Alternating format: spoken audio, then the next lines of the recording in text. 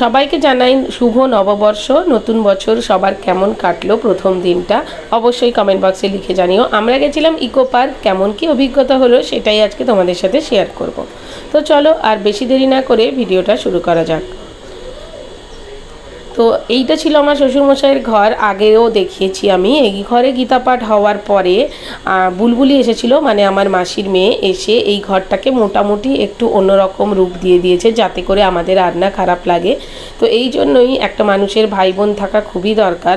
তো যেহেতু ও এসে একদিন দেখলো যে আমাদের শরীরটা মানে মনটা ভালো লাগছে না, তো তারপর ও এসে সব কিছু চেঞ্জ করে দিয়ে গেল। আর তারপরে আজকে ভাই আর মৌ দুজনে এসেছে আমাদের কাছে, আর আমরা আজকে যাচ্ছি ইকো পার্কে। এখন বেরিয়ে পড়েছি, কুটুসও রেডি হয়ে গেছে, ওরা সবাই রেডি।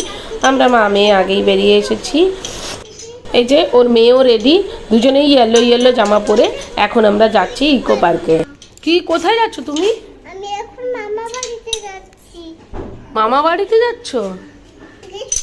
বন্ধু আমার ভাইয়ের বিয়ে হয়েছে প্রায় 10 মাস, মানে ভাইয়ের বিয়ের পরেই আমার শ্বশুরমশাই আমাদের কাছে আসেন। তো সেই হিসেবে 10 মাস বিয়ে হয়েছে, ওরাও কোথাও বেড়াতে যায়নি, তাই জন্য এখন আমাদেরও ভালো লাগছিল না একা একা থাকতে, ওই জন্য আমরা ওদেরকে ডেকে নিয়েছি। এখন উবের এসে গেছে আর আমরা বেরিয়েও পড়েছি। ইকো পার্ক কিন্তু আমাদের বাড়ির থেকে অনেকটা দূরে, আর এখন যা গরম পড়েছে ওই জন্য আমরা একটু মানে বিকেল মানে সন্ধ্যের দিকেই বেরিয়েছি, মানে ওই এখন বাজে ওই 4:30 মতো। তো আমরা আজকে যাব 2 নম্বর গেটে। আমাদের ইচ্ছেই ছিল বোটিং করার। তো 2 নম্বর গেটে ঢুকেই এখানে সামনে বেশ সুন্দর একটা ফুল লাগিয়েছে। তবে ইকো পার্কে ঢুকেই যেটা আমার সবচেয়ে বেশি ইরিটেশন লাগছিল যে এত ভিড়, মানে চারদিক লোক গিজগিজ করছে, মানে মনের শান্তি মোটেই হবে না। আর ঢুকেই এখানে টয় ট্রেন আছে। টয় ট্রেন এসি ট্রেনে হচ্ছে 250 টাকা করে পার হেড। তো আমরা প্রথমে ভাবছিলাম টয় ট্রেনে চড়বো, কিন্তু এটাতে চড়লে মোটামুটি আধ ঘন্টা 45 মিনিট চলে যাবে আর আমরা অন্য কিছু করতে পারবো না। আর নন এসি ট্রেনও আছে, ওটা পার হেড 150 টাকা করে।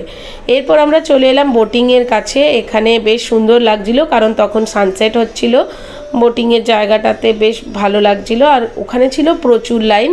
কৌশিক ওখানে লাইন দিচ্ছিল, আর ততক্ষণ আমরা একটু এই দিকগুলো এনজয় করছিলাম। অনেক রকমের নৌকা ছিল, আর এখানে আমরা প্রথমে ওই যেগুলো প্যাডেল করা নৌকা হয় না, ওটাতে দেখলাম। ওটাতে হচ্ছে 100 টাকা করে, বাট ওটা নিজেদেরকেই প্যাডেল করতে হবে আধ ঘন্টা ধরে, ওই জন্য আমরা এলাম স্পিড বোটে।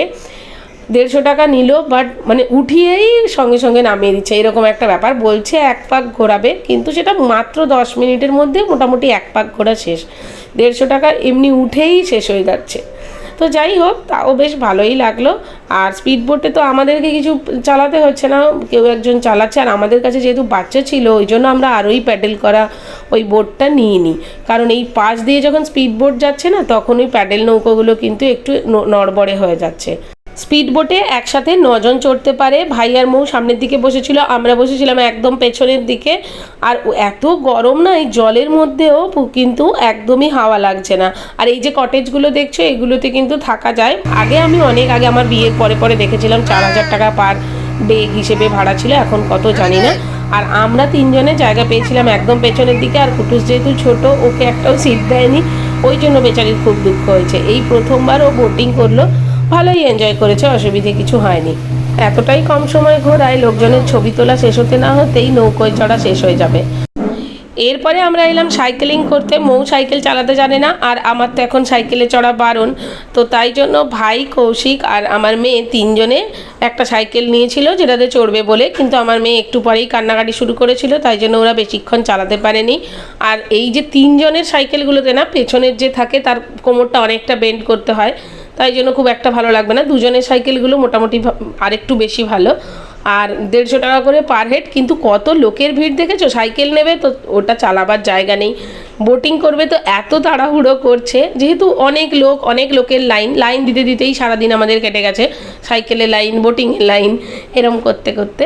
তো যাই হোক, এসব করে তারপর আমরা এখন চলে এসেছি আমাদেরই কাকুরগাছিতে ওই লাপিনোস পিৎজা একটা দোকান আছে। কুটুস চাইছিল একটু পিৎজা খেতে, তো ওই জন্য আমরা এখানে চলে এসেছি। আর ইকো পার্ক মোটামুটি 8টা অবধি খোলা থাকে। আর এখানে এসে এখন পিৎজা পেয়ে ও কত খুশি হয়েছে দেখো।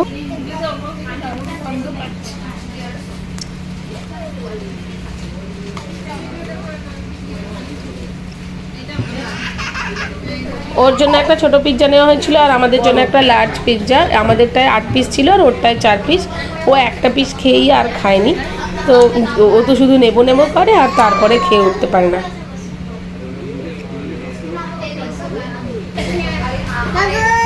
জিজু জিজু জিজু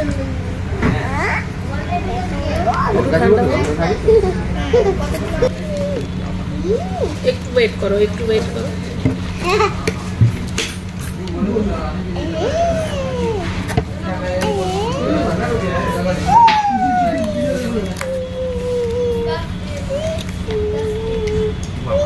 এইভাবেই আমাদের বছরের প্রথম দিনটা কেটে গেল। তোমাদের কেমন কাটলো অবশ্যই কমেন্ট বক্সে লিখে জানিও।